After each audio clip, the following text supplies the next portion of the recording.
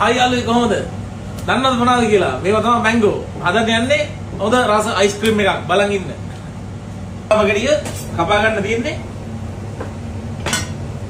සිගත්ත බියරක පොත්ත ගහ ගන්නවා.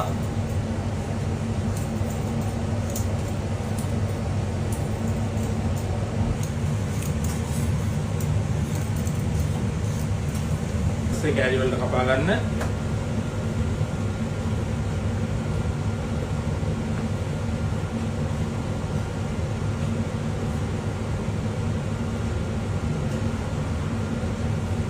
දැන් කපාගත් අඹ ටික අපි දා ගන්නවා බ්ලෙන්ඩර් එකට. අඹ ගෙඩි 3ක් තියෙන්නේ.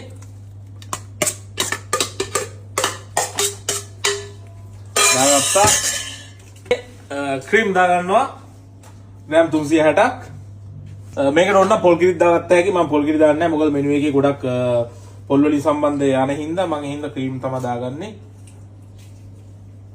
කිරි දානවා ග්‍රෑම් 240ක්. ඒ කියන්නේ මිලිලීටර් 240යි.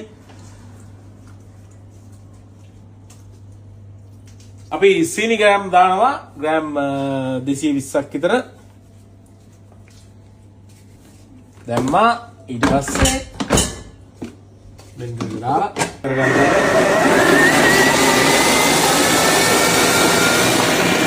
දෙයක්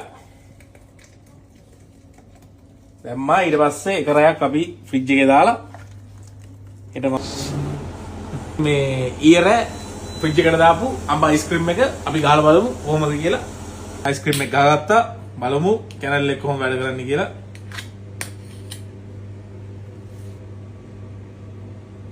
මොන බලන්න.